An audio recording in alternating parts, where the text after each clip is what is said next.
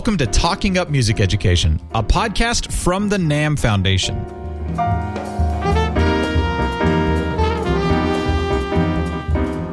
The NAMM Foundation is working to assure that all children have the opportunity to learn and grow with music, and that music is part of daily living for everyone. Talking Up Music Education podcast shares news and stories about music education from teachers, students, parents, school, and community leaders who care about music education and are working to create more opportunities for music learning. And now, here's your host, Mary Lurson. Hi, this is Mary Lurson, Executive Director of the NAMM Foundation, and welcome to this episode of Talking Up Music Education, a podcast about music education, celebrating teachers, students, and the life of wonderful people in music. And I am here at Summer NAMM here in Nashville with a member of the musical royalty, Crystal Gayle. Welcome to Talking About Music Education. Well, thank you. It's great to be with you. It's really amazing to be sitting with you in this humble table, but it's with someone who's had such a remarkable career. So thank you. And thank you most of all for something that just has landed in the press today, a wonderful article that you're talking about the importance of music education, which is what we're all about.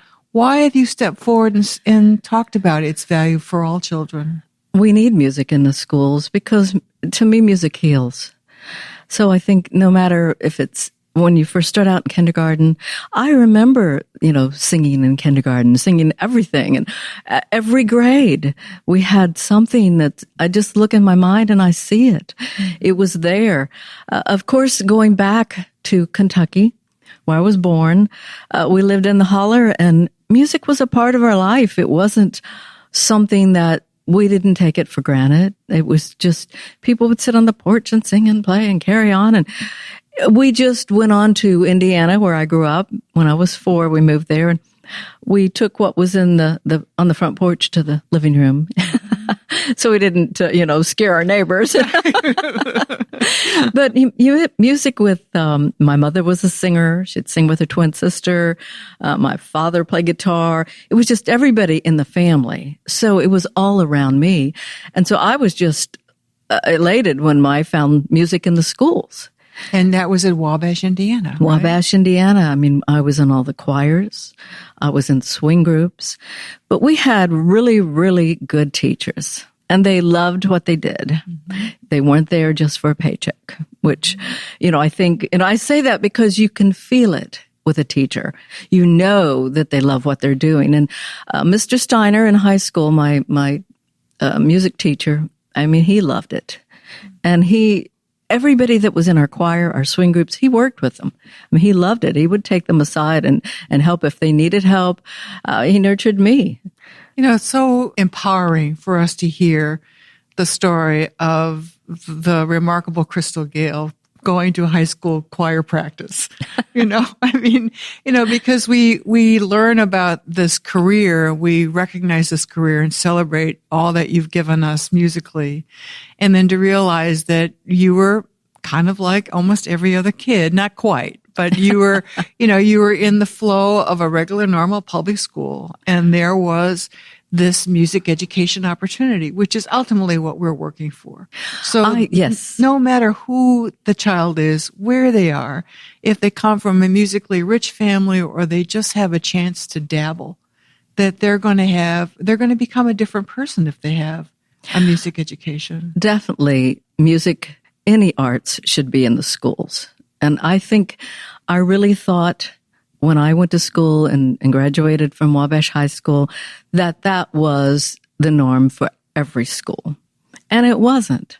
When I had children and they started school and the public schools, it was like, wow, it was totally different from when I went to school, and we have to work at it. But I think we need to keep music everywhere. It helps the child. It helps develop. It helped me. Well, I think so. And I think you helped it, right? You gave back wonderful things to our culture through your music, certainly. Our work through the NAMM Foundation is working with communities all across the country to make sure music education is supported. I have to tell you, there's some really remarkable things happening in Indiana. I'm going to go back and check on what's happening in your hometown. I'll report back to you somehow about that, because we know that communities that are supporting music education need to be celebrated. And they need to be recognized, and they need to be held up as examples for other communities. So throughout Indiana, they've actually created a new Indiana Arts Network. They're working with the state legislature. They're working with the governor's office.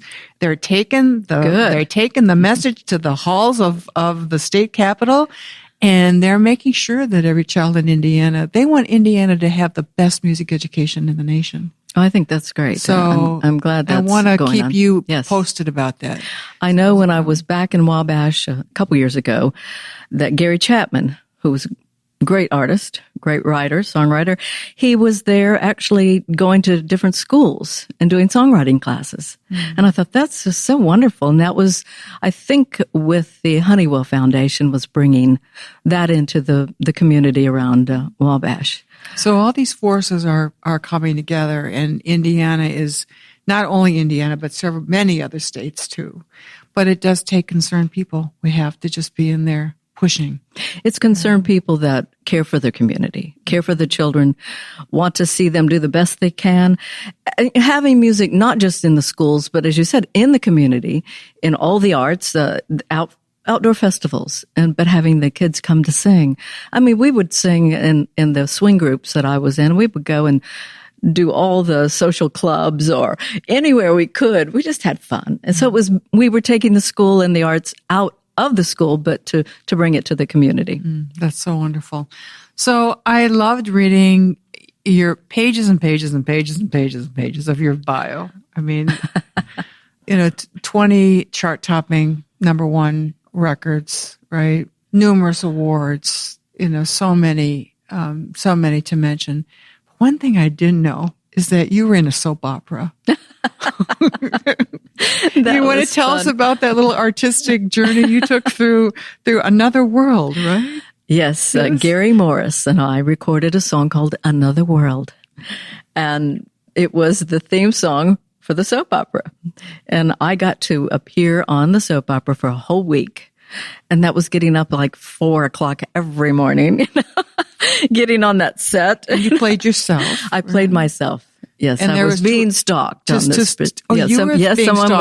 Someone was trying to get me. By a serial killer. Yes, by a serial killer. And how did that turn out? Well, I'm still here now. But you weren't on the show after a week, so that's... Well, it could have went both ways. It made me a little nervous. But that theme song kind of was a gift that kept on giving for a good while. Yes, right? It was. It was a great song, and I loved being able to sing with Gary Morris, and he's such a fantastic singer. Yeah, I just didn't. Again, it was the thing that surprised me that you actually had a stint on a soap opera. Not every chart-topping singer gets to make that claim. I know. I got to break a vase over someone's head. Oh, and, even so that better. That was great. A real stagecraft, right? I know. I'm running, and then I stopped at a phone booth to try to call, 911, and I'm thinking, I wouldn't have stopped. And who knows? I'd have been out of that building in 2 seconds. And who knows what a phone booth is? I know. And I was like, come on now. A phone booth. Oh, that's really great. You've had such a wonderful career, and you're still very active. You're producing an album now, is that correct? It's a classic country album. That's basically finished and getting ready to be released. And does the album have a name for marketing purposes yet, it's called You Don't Know Me Country Classics. Okay. About coming out when? This fall, definitely. This fall? Yes. And right. We'll watch for it. Well, thank you. Give a little boost along the way. Yeah. I've been in the studio with my son Chris, who graduated from Belmont University in music business, music engineering, and all the other music programs. It's a great school. Oh, yes. I was just on that campus last night for the Tennessee Arts Academy event. Great. So it was very exciting to be with the Lieutenant Governor. Mm-hmm. Again, we're working with this state of Tennessee to make sure that they have an army of advocates. Yes. And keep it powerful. And we strong, should, right? Definitely, in Tennessee, especially. Yes. So this leads to my question. First of all, speaking of your son, Chris, a lot of our work with the NAMM Foundation is with college music students and their faculty, and up to 2,000 of them come to the NAMM show looking at careers in music, not only performing, but teaching and production and sound and opera audio. And now you're working with your son now in the contemporary period right now. How has it changed? How is this? And you've had a lot of record labels, right? You've had a lot of yes. You have a lot of industry depth. And would you like to reflect on that in terms of definitely the industry, the music industry here in Nashville has changed so much, and it's bigger, definitely bigger. And, it's always changed through the years. So I'm not complaining about it. Nashville used to be a smaller community, which I miss those days where I could actually drive down the road.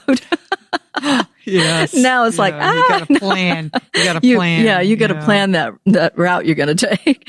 It is different, but I think it's attracting more people to music. Mm-hmm. So I'm happy for that.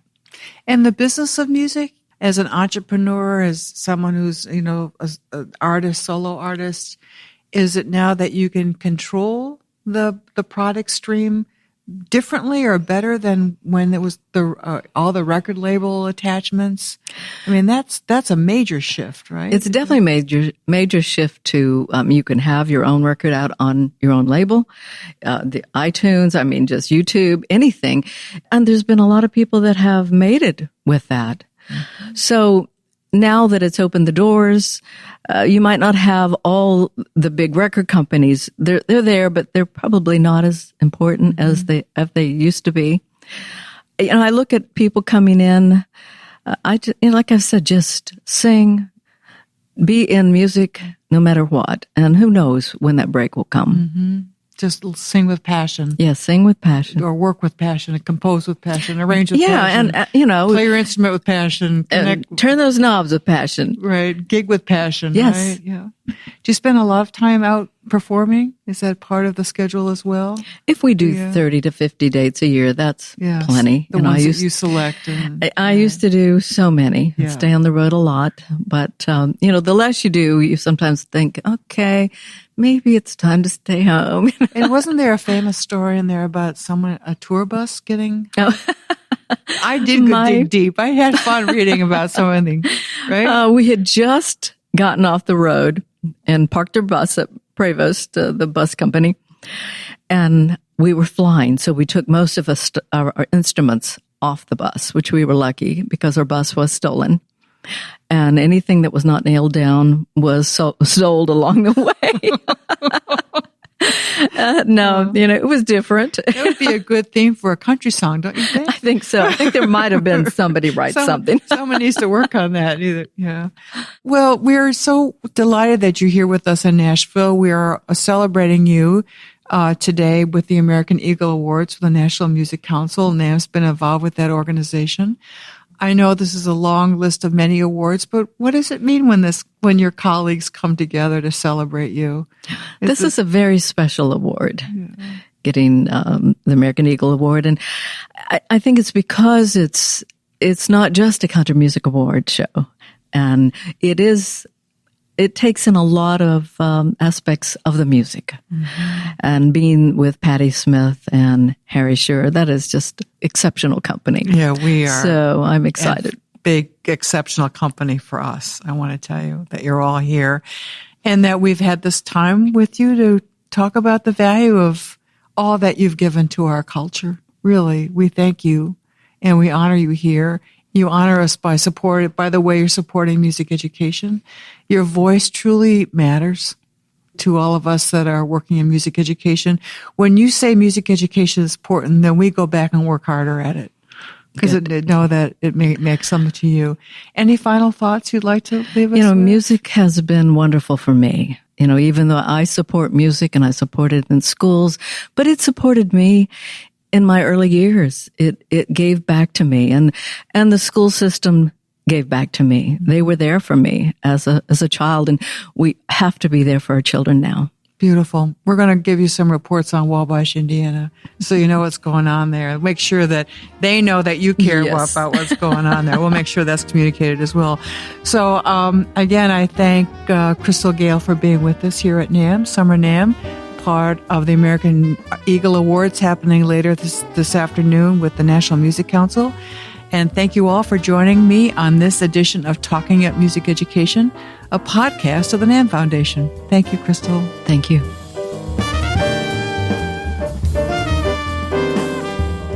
Talking Up Music Education is a podcast created by the NAMM Foundation. To learn more about how you can support music education in your community or how you can be part of the work of the NAMM Foundation, visit our website, www.nammfoundation.org, or join us on Facebook at facebook.com/NAMM Foundation. You can also follow Mary on Twitter at Mary L. NAMM. That's Mary L. NAMM.